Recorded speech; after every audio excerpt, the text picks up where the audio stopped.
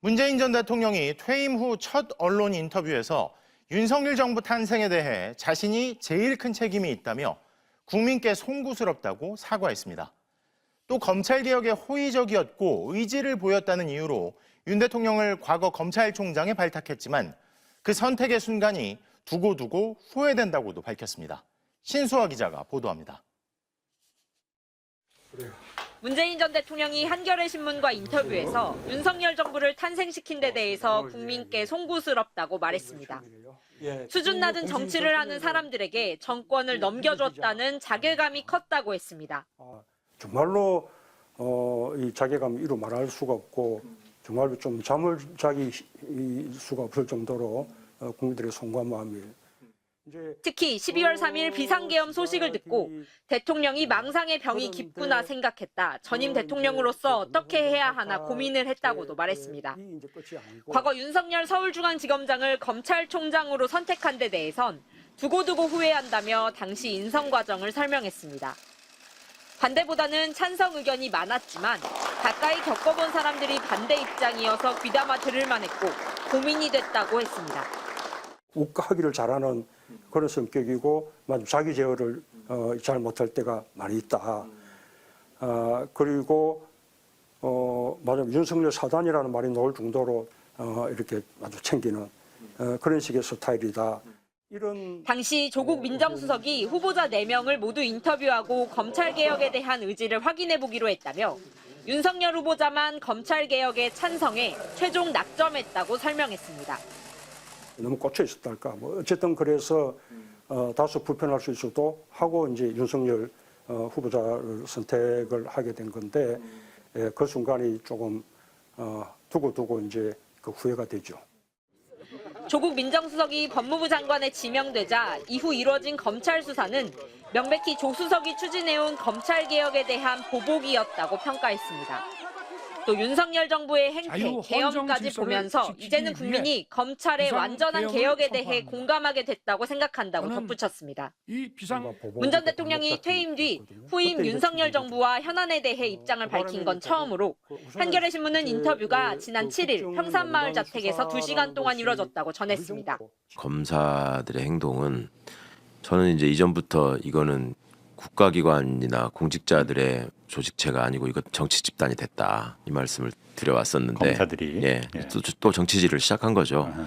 배우의 한동훈이가 없다고 할 수 없을 것 같고 왜냐면 수법이 비슷하니까 이제 프레임 작전을 하는데 지금 내부 얘기를 들어보면 그 주동자가 있고 그게 이제 누구하고 연락을 해서 어떻게 하고 있는지가 좀 윤곽이 보입니다. 항명을 말씀하시는 거죠? 예. 주동자는 한 명이 있고 그게 어디하고 연계가 돼서 연락을 주고받으면서 만들어서 가고 있는지 뭐 이런 얘기들이 좀 내부적으로도 나오고 있더라고요. 주동자가 누구지 실명을 얘기하시는 수는 없는 거고. 네, 뭐 좀 곧 드러날 거니까 검사장 저기 뭐 성명과 관련해서 많이 그리고 돌고는 향후에 저거 관련해서 뭐 본인이 아마 견디지 못하고 튀어나올 것 같아요. 지금 뭐 주동을 해서 뭔가 공을 세워서 프레임을 유지해야 된다라는 일종의 사명감에 불타고 있는 것 같아서 꼭 커밍아웃 해주기를 바라고요. 안 하면은 이제 공개해야죠. 그건 뭐 감춰줄 일은 아니니까. 근데 이자들이 이제 작게 보면 이 사건과 관련한 선고 형량을 보면 그 4명이 이제 김만배, 정영학, 유동규, 정민용 이렇게 기억하는데 그 중에 수사 과정에서 그나마 그러니까 이제 다들 뭐 나무까지 포함해가지고 다 이재명 당시 시장한테 불리한 얘기로 진술을 맞추는 상황이었지 않습니까? 근데 검찰 입장에서 그 지네들의 시나리오에 맞춰서 적극적으로 진술해 준 사람이 유동규하고 정민용이란 말이에요. 그렇죠. 김만배하고 정영학은 가끔씩 검찰 머리 아프게 하는 얘기들을 했었어요. 계속 진술이 바뀌었어요. 바뀌기도 하거니와 정영학 같은 경우에는 뭐 그 땅값을 평당 1,500인가로 뭐 계산을 했는데 그걸 기준으로 뭐 지금 이 공소사실이 구성돼 있거든요. 근데 뭐 1,400인가만 했기 때문에 차액이 다 배임이다 뭐 이런 식의 얘기를 검찰이 논리를 만들었는데 그게 정영학 회계사가 분석한 자료에 있다는 식으로 얘기를 했었는데 정영학 회계사가 자기가 만든 게 아니다 이거는 자기 USB까지 확인을 했는데 자기가 한 게 아니다라고 하니까 검찰이 그런 거 만드는 적 없다고. 검찰이 지네가 참고 자료를 만든 거다라고 얘기한 적이 명백히 증거 조작이거든요. 그러면 이 사람들 외에 김만배하고 지금 유동규하고 정민용의 경우에는 유동규 같은 경우에는 특히 많이 봐줬잖아요. 중간에 보석으로 나오기도 했지만 그렇지. 예, 예. 정말 기가 막혔던 게 유동규가 8억인가 그 김용부 원장한테 전달했다는 거 5억인가요? 예, 예, 그 돈을 예. 유동규가 받아가지고 지 주장은 지가 안 가지고 줬다는 거잖아요. 예, 예. 그러면 뇌물 전달을 했다는 얘기인데 본인 얘기가 진실이라고 하더라도 그럼 뇌물을 전달한 사람이 뇌물 받은 사람하고 함께 묶여야 됩니까? 뇌물 준 사람하고 묶여야 되는 겁니까? 이 사람은 사업자들이고 예. 유동규는 공공기관에 근무하고 있었고 예. 그거를 공적으로 영향을 미친 사람한테 갖다 줬다는 게 유동규 주장이었잖아요. 그러면 유동규는 건물을 받은 사람 쪽이에요. 예, 예. 그러면 뇌물 수수의 공범이 돼야 되는 거지. 예. 근데 유동규를 뇌물 공여의 공범으로 기소를 해가지고 무죄가 됐다고요. 그 부분이. 그거를 재판부에서 유동규 재판에서 예. 계속 그 부분을 법원이 지적을 했어요. 1심, 2심에서 공소장 변경해라. 이 사람이 뇌물 받은 사람 쪽으로 가야지 왜 준 사람 쪽으로 묶여있냐 그렇지. 공범이. 예. 이게 검찰이 의도된 작전이란 말입니다. 예. 무죄를 만들어주기 위해서. 예, 예. 이런 짓거리들 많이 하거든요. 아까 5억이 아니고 3억이었어요. 3억입니까? 하여튼 어쨌든. 그런 식으로 무죄가 날 수밖에 없는 예. 모양새를 만드는 기술을 구사하는데 이런저런 내용들이 이 사건에 지금 다 녹아 있어요. 맞아요. 예. 예. 그러면 이게 결국 나중에 이제 이 진상이 드러날 수밖에 없는 상황이잖아요. 남욱 변호사가 얼마나 협박을 받았는지 지금 얘기를 하기 시작했고, 그렇죠. 예. 김만배의 경우에도 언제까지 입을 다물지 모르는 거고. 유동규도 마찬가지입니다. 유동규도 이제 바뀔 가능성이 세상이 있어요. 바뀌었다고 생각하니까 또 살겠다라고 하면서 어쩔지 모르겠고. 그 다음에 또 여기 저 정영학 같은 경우에는 자료를 다 갖고 있는 사람이기 때문에 그렇죠. 예, 용의주도하게 그 동안에 빠져나가려고 애는 썼지만 이렇게 된 마당에 예. 그러니까 이제 이런 게 불안한 거라고 저는 보이거든요. 그러니까 당시에 이 건에 관여해가지고 이걸 만들어가던 자들이 예. 결국 윤석열 한동훈이 지시를 받아가지고 함께 움직이던 손발 같은 놈들이었단 말이에요. 그 검사들이. 예. 근데 이것들이 이번 정부에서 다 속관해진 게 아니라 검사장으로 가 있는 것들도 많고 예. 자들도 많고 남아 있어 요직에 있는 친구들도 아직 많이 있단 말입니다. 예. 그러니까 이 친구들이 틈을 보고 있었던 거죠. 그러니까 이게 어느 날 갑자기 항소를 안 한다고 하니까 이거는 잘못된 일이야라고 한 게 아니라 사전에 좀 모의한 것처럼 보여요. 저는 이 건을 가지고 이게 이재명 대통령과 연계돼 있다는 인식이 국민들 사이에 있잖아요. 예. 그렇게 만들어 놨었잖아요. 예. 정치검찰이. 그러니까 이거를 가지고 반전을 꾀해보자라는 생각을 갖고 있었는데 마침 이런 상황이 오니까 예. 그러면은 이걸 가지고 프레임을 만들어서 해보자. 예. 그리고 언론이 이거를 시끄럽게 해대면은 그동안에 이제 조 변호사님이 모두에 잘 지적해 주셨지만 숲을 보지 않고 항상 나무까지의 바람 지나가는 소리 때문에 세상을 시끄럽게 해온 게 오랜 역사잖아요. 예. 그리고 민주당이 또 그렇게 되면은 반응을 안 할 수가 없고 그렇지. 뭔가 내부가 시끄러워진다라는 경험이 이 친구들이 있는 거예요. 지금 그렇게 지금 하여튼 프레임이 가고 있어요. 지금. 네네네. 그래도 그 몸이 그게 지금 먹히고 있다 좋아한다 그러더라고요. 예. 얘들이 지금 모여가지고. 예. 그래서 지금 궁극적으로 노리는 바는 검찰의 집단적 반란을 노리고 있는 거고 예. 이걸 소재로 삼아가지고 지금 연차가 낮은 검사들의 경우에는 예. 검찰청이 없어진다고 하니까 예. 나는 그러면 왜 검사가 됐고 여기서 내가 누리고자 하는 거는 다 사라진 거냐. 이런 생각을 가진 친구들이 많고 그런 생각이 설사 없다고 하더라도 자기 직장이 없어진다는데 뭐 좋아할 친구들은 없을 거 아니에요. 물론 그러니까 예.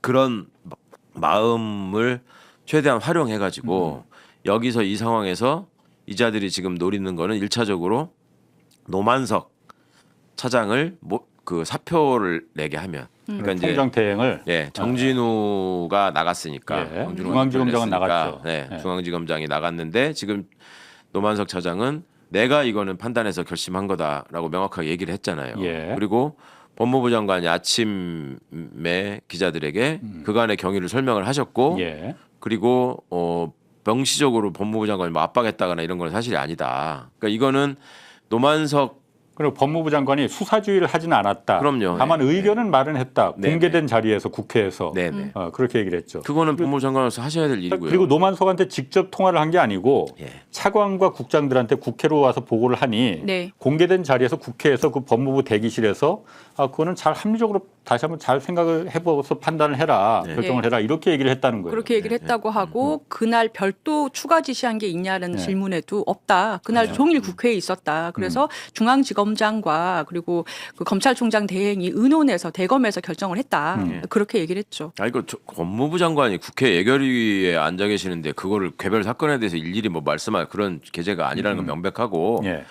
근데 어쨌거나 하여튼 노만석 차장이 본인이 결정한 것이다라고 얘기를 하고 또 이 친구들이 지금 타임라인을 흘리잖아요. 뭐 대검 반부패 부장이 전화를 해서 뭐 어쩌라고 했다 뭐 이런 식으로 얘기하고 이게 전형적으로 이것들이 뭔가를 만들어 갈 때 내부적으로 누군가 이 검찰의 이익에 반하는 쪽에 압력이 있어가지고 그렇게 움직이는 사람이 있다라는 모양새를 만들려고 하거든요. 옛날에 이성윤 중앙지검장 있을 때 하던 짓이나 비슷한 짓을 지금 또 하고 있어요. 그러니까 이게 이렇게 해서 언론이 시끄럽게 떠들면 먹힌다라는 생각들을 갖고 있고 그런 과정에서 노만석만 물러나게 하면 우리가 이 싸움은 승기를 잡고 갈 수 있다라는 구도를 짰다는 거예요. 그 승기라는 게 최종 목적이란 뭡니까? 그러니까 검찰 개혁을 갖다 흔들어 보자는 그렇죠. 그게 목적이라 이거죠. 그러니까 정치적으로 큰 파장을 일으키고 첫 번째는 이렇게 되면 이 수사 과정에서 각종 불법들 있잖아요.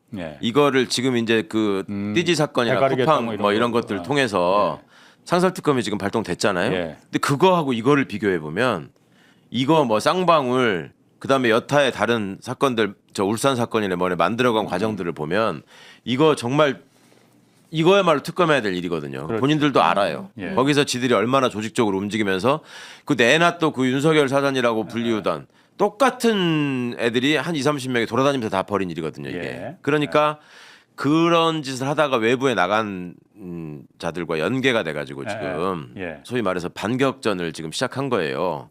그렇게 해서 이렇게 해서 흔들어 버리면 예전에 문재인 대통령 출범 초기에 검찰개혁 얘기가 나올 때도 제가 그때 변호사 시절에 그런 얘기를 한 적이 있습니다. 이게 지금 초반에 검찰개혁에 대해서 다 저기 순응하고 따라올 것 같지만 저것들 지금 모여가지고 좀만 지나서 우리가 시끄럽게 하면 지지율 떨어지는 거 금방이다. 누가 얘기나 보자. 무나무개 뭐 조국 새끼 어떻게 하나 보자. 견디나 보자. 이런 얘기를 했다고 제가 말씀을 드렸는데 현실화되지 않았습니까? 나중에. 그때 저한테 왜 그런 말씀을 그렇게 함부로 하시느냐라고 메시지를 보내고 이러던 것들이 있거든요. 그게 다 윤석열이 똘마니 들였어요. 그때 전직 변호사인 저한테 일종의 협박성 문자지. 그중에 지금 요새 이번에 나와서 또 시끄럽게 하는 정유미도 있고 그때 일기 부장검사였는데 그게 건방지다니까. 그다음에 뭐 윤대진도 있었고 내내 다 급본세들이에요. 그러니까 이 자들은 이렇게 해서 먹혔던 경험이 많아. 그러니까 이렇게 그 해서 성공 경험이 있으니 이번에도 똑같이 뒤집을 수 있다. 그리고 내가 처벌받는 게 두려운 거예요. 그거를 이 사건 조작이나 이런 거 관련 특검이 발동되게 되면 이걸 조작해서 이거 증거를 갖다 진술이나 증거를 다 만드는 거 아니냐. 그렇죠. 이게 밝혀지면 자기네들이 가장 크니 그걸 일단 막으려면 여기서 문제를 삼아야 된다. 그러니까 남욱 그다음에 저 쌍방울 관련해서 그 사람 누굽니까? 그 부회장이라고 나온 분 있잖아요. 김성태. 아니 김성태 밑에 있었던 그 누구 있잖아요. 아니 누구래? 그 국회에 2번이나 나왔던 분 있잖아. 그 조경식. 그 양반 얘기했지. 김성태도 지금 말 바꾸려고 그러잖아요. 안부수 지금 어려워진 상황에서 얘기할 가능성이 있지. 뭐니까 이런 것들이 얘들 지금 불안한 거야. 그러니까 문재인 정부 초반에도 한명수 총리 사건이나 이런 것들이 발화점이었잖아요. 예전에 이 나쁜 짓 했던 게 다 드러나는. 그러면 그때 이런 식으로 다른 얘기 가지고 막 시끄럽게 하고 그때 뭐라 그러는지 아십니까? 이완규나 이런 자들이 백분 토론 이런 데서 저하고 만나서 토론하고 그랬거든요. 그 이슈 가지고. 한명숙 총리 정계 복귀를 위해서 정치적 영향력을 다시 만들기 위해서 다시 끄집어 가지고 이거 확대하는 일이다라는 식으로 얘기를 했었어요. 그때 제가 그래서 한명숙 총리가 젊어 보이셔서 지금 당시 그렇게 얘기하는데 몇 살인 줄 아느냐 한명숙 총리님이 78세였어 그때. 그래요? 한 총리님 지켜드려야겠어요. 그러니까 이런 생각보다 제가 많습니다. 보기에는 예전에 했던 수법을 지금 그대로 반복해서 또 먹힐 수 있다라고 생각하고 흔들어대는 거예요. 제가 아까 비슷한 결의 얘기인데 저는 사실은 이 얘기를 듣고 한참 생각하다가 항소 안 한다는 얘기를 듣고서 무릎을 쳤거든요. 아 이런 묘수가 있었구나. 그러니까 국회에서도 계속해서 이 잘못된 수사에 대해서 어떻게 그러면 단죄를 할 거냐. 지금 다들 걱정을 했는데 항소를 안 해버리면 물론 법무부 장관은 지시하지 않았다고 했지만 안 하게 되면 이게 무슨 대검에서 반성해서 한 건지 어쩐지 모르겠습니다만 이러면 형이 다시 올라가거나 검찰이 구형에 관여를 못하게 돼요. 예, 그러면 2심 재판에서 검찰이 관여할 수가 없게 된단 말입니다. 그리고 법원도 더 센 형을 할 수가 없어요. 예. 그러면 맴맷은 분명히 진실을 밝히면서 제대로 된 진술을 할 수 있는 토대가 마련될 수 있단 말이에요. 아, 이 재판 내부에서 이렇게 해결할 수 있는 방법도 있구나. 그래서 저는 사실은 와, 이런 묘수가 있었나? 이렇게 무릎을 쳤었어요. 근데 이게 약간 이 친구들의 이 주장이 진심이라면, 그러니까 지금 이제 정치권에서는 너네 왜 김건희 저거 할 때는 봐줄 때는 아무 말도 안 했냐, 저 뭡니까 저 지규현이가 저거 풀어줄 때 즉시한 거 안 한 거는 왜 아무 말도 안 했냐 이렇게만 얘기하시지만 그렇지. 사실은 그런 거 다 그냥 제쳐두고 얘들의 이 얘기가 진심이려면 대통령이 국무회의 때 이미 법무부 장관한테 1심에서 무죄 선고를 한 사건에 대해서 왜 끝까지 항소하고 상고해서 괴롭히느냐.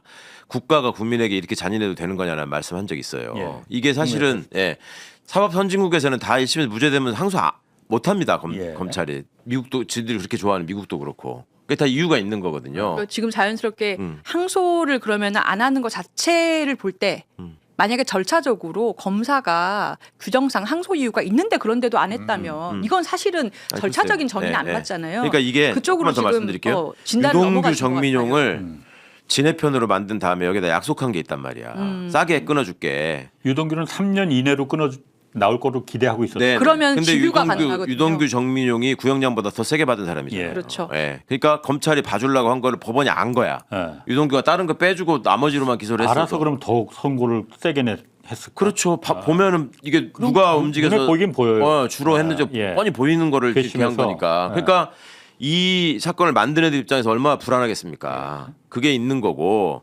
그리고 이 사건을 가지고 이제 본격적으로 이 내용들이 드러나기 시작하면 그간에 얘들이 만들어냈던 모든 사건들에 대한 리뷰가 다 이루어질 거기 때문에 그렇게 되면 다 죽는다 이거지. 완전히 재생 가능성이 없다라는 게 되게 커요. 그게 불안했기 때문에. 그러니까 대통령이 무죄 선고한 거를 항소하지 말아라는 얘기를 할 때 그때 아니 형사사법 절차를 통해서 죄를 밝혀야지 그런 게 어디 있습니까라고 했으면 모르겠는데 그것도 아니었고 그다음에 지금 일부 언론에다가 무슨 추징을 못한다 뭐 수천억을 지금 그게 사실 먹히고 있고 그리고 그 얘기를 좀 해보자고. 예, 그러니까 그 얘기를 한 게 정말 너무 저는 이야기적이라고 생각해요. 이거는 좀 이거가 명백하게 이건 악의적 프레임이고 거짓말이기 완전히 때문에 거짓말이잖아요. 예. 처음에 이 얘기가 나왔을 때는 아유 왜 무식한 소리 하네 이렇게 애들 반응을 했는데 매업 순배 돌고 나니까 곧바로 조선일보에서 온라인판에 일면으로 올렸어요. 네. 왜냐면 그런데 그게 국민들한테 그렇게 먹히니까 자극적이거든요. 돈 굉장히 얘기가 굉장히 자극적이에요. 자극적이거든요. 왜냐면 일단 검찰에서 얘네들이 김만배 일당들이 그 부당한 이익이 7,800억이다. 이거 다 환수해야 된다. 추징금으로 해야 된다. 실제로 그렇게 구형을 했어요. 예. 그런데 지금 조선일보 딱 일면이 저거 다 지금 못 걷는다 이제. 저거 원래 밑에 있던 뇌물로- 기사인데 올린 거예요. 일면으로. 뇌물로 한 28억 요거만 지금 추징하게 생겼다. 쟤네들 몇 년만 살면은 전부 다 저 7,800억 그대로 다 갖고 가게 생겼다. 이렇게 지금 짜가고 있거든요. 예. 근데 이게 지금 웃을 게 아니고 국민들이 다 그거 먹혀요. 아 그러니까요. 예. 야 항소를 그래서 지금 항소를 했어야 되네 그러면은 이렇게 지금 생각을 하고 그래서 있거든요. 이것들이 정치 집단이라고 이거 나쁘다고 하는 거예요. 그게 그런 왜 식으로. 잘못된 건지 한번 설명해 예. 주세요. 일단은 저 액수를 저렇게 계산한 게 검찰이고 예. 이 사건을 만들어낸 검찰이고 저 액수의 근거가 소위 말해 차익, 개발 이익 전체를 갖다가 다 그냥 전체 매출액이에요 그러니까. 이거 천화동이네. 전체 매출액을 다 그냥 전체 추징하겠다고. 매출액이 다 그냥 마치 부당이득이라고. 뇌물이나 부당이든 예. 인 것처럼 해가지고 한 거라서 이거 정리한 게 있네요. 네. 네. 저건 어차피 깨질 수밖에 없는 거거든요. 그러니까 저런 계산이 지금 법원에서 볼 때 뭐 10분의 1도 인정이 안 됐잖아요. 저희 그러니까 정확히 저 표를 좀 법원에서 1심 법원에서 어떻게 판단을 했냐면은 검찰에서는 7,800억을 갖다 추징해야 된다고 부당이득이라고 했지만은 예. 그게 아니고 예. 대장동의 배당이익이 보니까는 5,900억이더라. 예. 이게 성남시하고 민간 그 반반하기로 김만배 일당이 했는데. 50대 50 지분이니까 원래는 2,950억씩 나눠 가지면 되는데 실제 배당은 성남시가 1,830억만 가져갔더라. 예. 왜냐?